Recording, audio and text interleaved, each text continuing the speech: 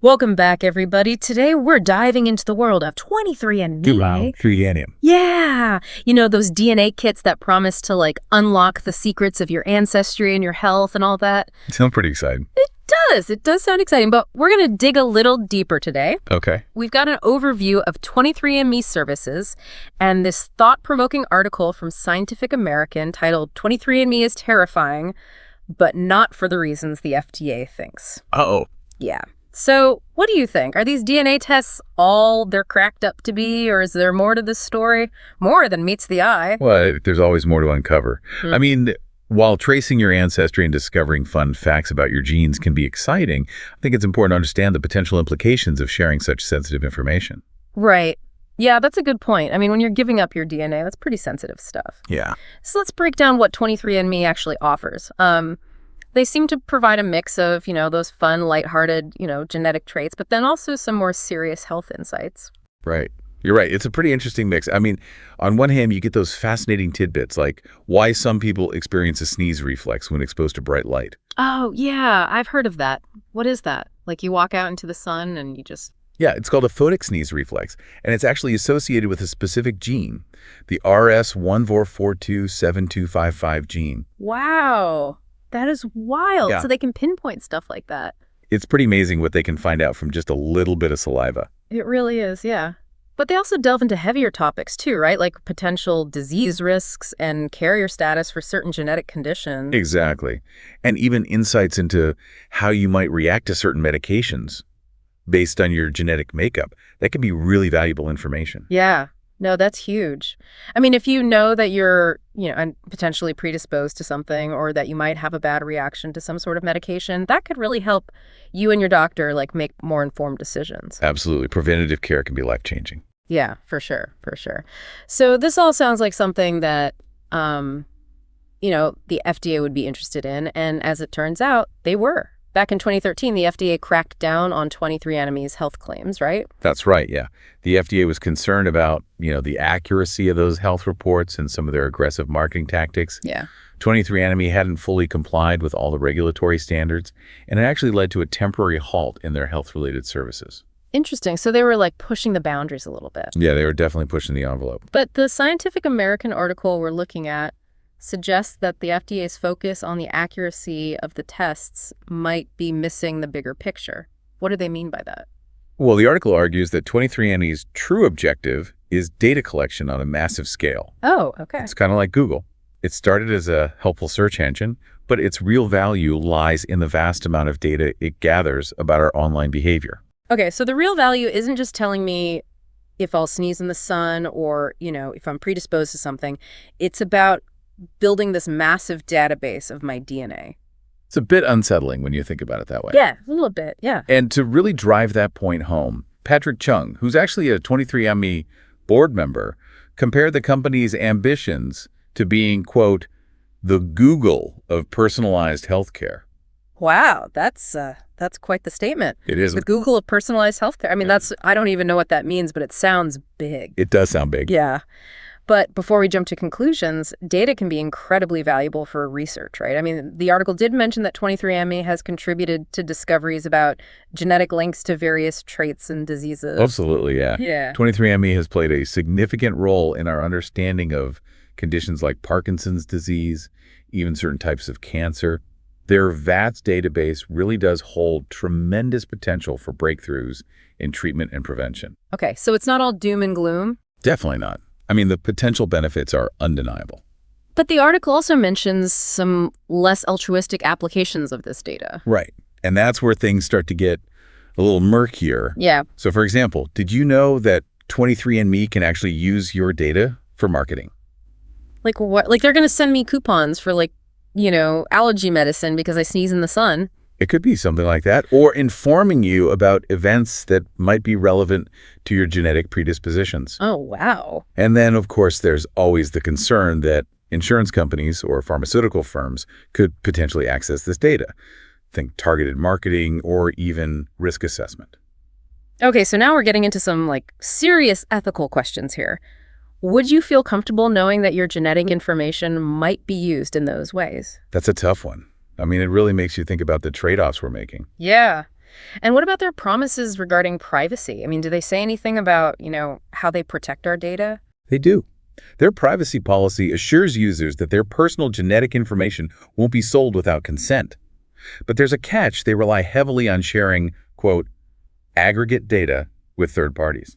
Aggregate data. What does that even mean? That's a good question. It refers to data that's been combined from many individuals and stripped of any personally identifiable information. Yeah. But, how effective is that really?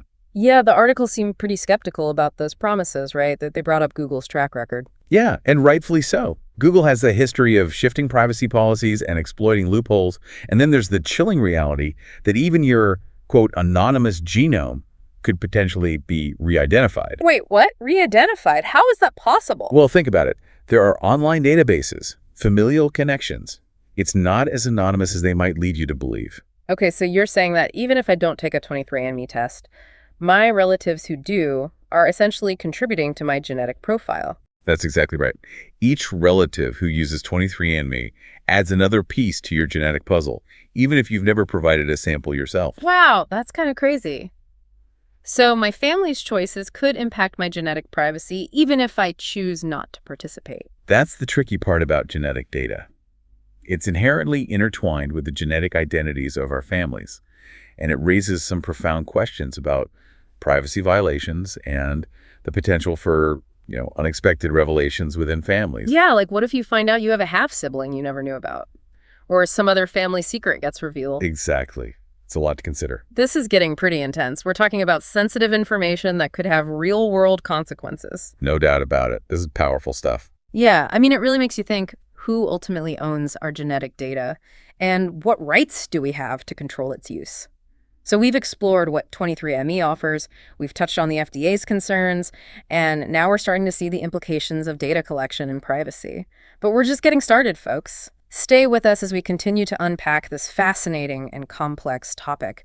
We've been talking about, those unexpected family revelations, like what if you find out you have a half-sibling you never knew about? Yeah, it's definitely a possibility. I mean, these DNA tests can uncover some pretty surprising family secrets. Yeah, and it really makes you think about, informed consent. Like, before you spit in that tube, are you really thinking through all the potential consequences of sharing your genetic blueprint with a company? It's a good question. And I think a lot of people just get caught up in the excitement of tracing their ancestry or uncovering potential health risks. They don't always stop to consider the bigger picture. Yeah, and we're not just talking about individual privacy here.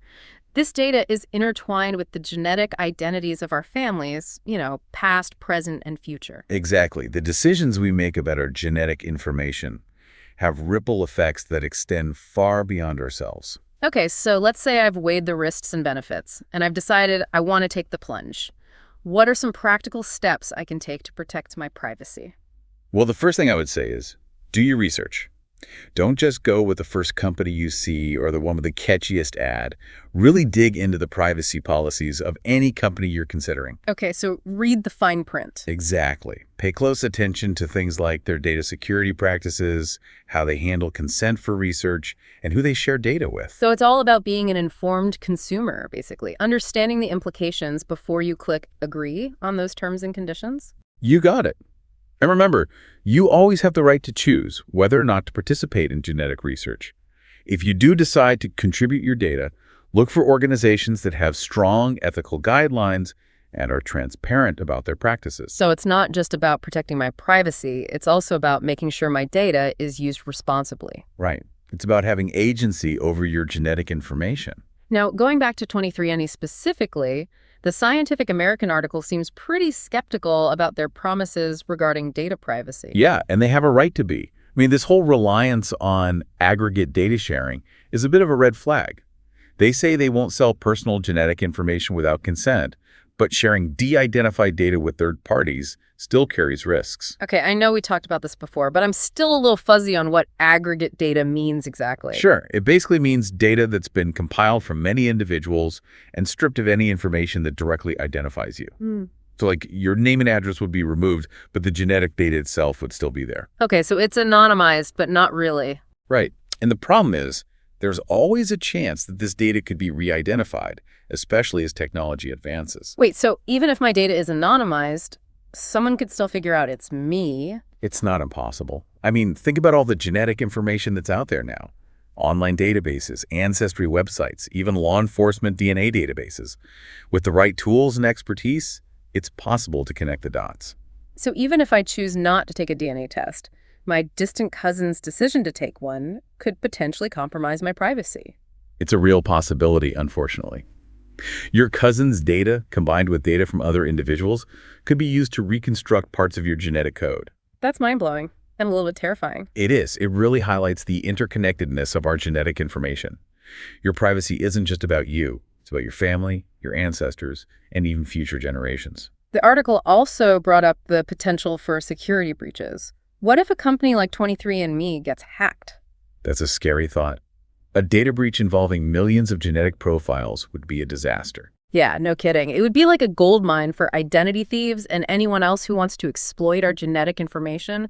And what happens if 23andMe gets bought out by another company, or if they change their privacy policies down the line? Those promises aren't really legally binding, are they? Right. There's no guarantee that they'll stick to their word forever. That's why it's so important to push for strong regulations and legal frameworks that protect our genetic privacy. Okay, so what can we do as individuals to advocate for stronger protections for our genetic data? Well, we can start by being informed and vocal. Research the companies you're considering, understand their privacy policies, and don't be afraid to ask questions. Support organizations that are fighting for responsible data practices and genetic privacy. So basically, be a squeaky wheel. Exactly. Make your voice heard. And what about the bigger picture? What needs to happen at a societal level to ensure that genetic technology is used ethically and responsibly? We need comprehensive privacy laws that specifically address the unique challenges of genetic data. We need more research into the ethical and societal implications of genetic testing. And most importantly, we need to have open and honest conversations about the future we want to create with this technology. It feels like we're at a crossroads. The potential benefits of genetic testing are huge, but so are the risks. I agree. It's a complex issue, and there's no easy answer, but I think the key is to approach it with a sense of balance. We need to be excited about the possibilities, but also cautious about the potential pitfalls. So it's all about finding that sweet spot between innovation and responsibility, between scientific progress and protecting human dignity. Exactly. It's about shaping the future of this technology in a way that benefits all of humanity, not just a select few. This has been a fascinating discussion. It's clear that personal genetic testing, particularly with companies like 23andMe, raises a lot of important questions about privacy, security, and the very nature of who we are. What are some of the key takeaways you'd want our listeners to walk away with today? I think the most important takeaway is this. Genetic testing, while it can be incredibly valuable, is not a decision to be taken lightly. Do your research, understand the risks and benefits, and make informed decisions that align with your values. Don't feel pressured to jump on the bandwagon just because it seems like everyone else is doing it. It sounds like the more we learn about genetic testing, the more questions we have. Where can our listeners go to continue exploring this complex topic? A good place to start is with the Genetic Information Non-Discrimination Act, or GINA. It provides some legal protection against genetic discrimination in the U.S. You can also research alternative DNA testing companies with different privacy policies and stay informed about the ongoing conversations and developments in this rapidly evolving field. There are a lot of great resources out there, from articles and podcasts to books and documentaries. Excellent advice. It's all about empowering ourselves with knowledge and taking control of our genetic information. Because at the end of the day, it's not just about data points. It's about who we are, our families, and our future. Now that we've really dug into the ethical considerations and potential consequences of using services like 23andMe, let's shift gears a bit and explore something that often pops up in discussions about genetic testing: conspiracy theories. While it's important to approach these theories with a healthy dose of skepticism, they can sometimes provide insights into people's anxieties and fears surrounding this technology. Conspiracy theories, I mean, it's understandable why people would have those, right? Oh, absolutely. I mean, DNA testing, it touches on some really sensitive stuff. Like what kind of conspiracy theories are we talking about here? Well, a common one is this idea that companies like 23andMe, they're secretly working with the government to build these massive DNA databases for surveillance. Oh, wow. Yeah, like a Big Brother scenario, Okay, so it's all about control and tracking people. Right. And it plays into those existing anxieties about privacy and government overreach, which, let's be honest, are not entirely unfounded. I mean, we've seen how data can be misused. Yeah, for sure. So even if it's a conspiracy theory, it kind of reflects a real concern that people have. Exactly. It's a reflection of the times we live in. And then there are the theories about, like, cloning and genetic experimentation. Oh, wow. Yeah, some people believe that these companies are collecting our DNA to create designer babies or to conduct some sort of, Frankensteinian experiments. That's getting into some pretty wild territory. It is. But again, it reflects deeper anxieties about the power of genetic technology. It's like, are we playing God with our genes? Right. And where do we draw the line? Yeah, it's a lot to think about. So even if these conspiracy theories are, out there, they do highlight the importance of transparency and accountability in this industry, right? Oh, absolutely. I mean, companies need to be upfront about their data practices, their security measures, how they're using our information. And as consumers, we need to be informed and ask questions. We can't just blindly trust that they have our best interests at heart. Exactly. And it's not just about us, right? It's about future generations. We're talking about genetic legacy here. Wow. Yeah, the decisions we make today could have ripple effects for, generations to come. Exactly. So we have a responsibility to make sure that this technology is used ethically and responsibly. Okay, so big question here. What can we do? I mean, what can we do to ensure that this technology, which, it's fascinating, has so much potential, but how do we make sure it's used for good? Well, we need strong regulations, for one. Privacy laws that specifically address the unique challenges of genetic data, and more research into the ethical implications, the societal impact of all of this. So it's like a multi-pronged approach. We need laws, we need research, and we need to keep having these conversations. Yes, exactly. Open and honest conversations about the future we want to create with this technology. Because it's powerful, right? And with great power comes great responsibility, as they say. That's a great way to put it. So we've covered a lot today. We talked about the science, the ethics, the conspiracy theories even. It's been quite a journey. It has. And I think it really highlights the importance of informed decision-making when it comes to our genetic information. Absolutely. Before you spit in that tube, do your research, ask questions, and make sure you're comfortable with the implications. Because your DNA, it's more than just data. It's the blueprint of who you are. Well said. So to wrap things up, any final thoughts you want to leave our listeners with? Just this. Genetic testing, it's a powerful tool. Yeah. But it's up to us to make sure it's used wisely and ethically. Stay informed, stay curious, and keep asking questions. Couldn't have said it better myself. Thanks for joining us on this deep dive into the world of personal genetic testing. It's been a fascinating and thought-provoking conversation. It really has. Thanks for having me. And to all our listeners out there, thank you for tuning in.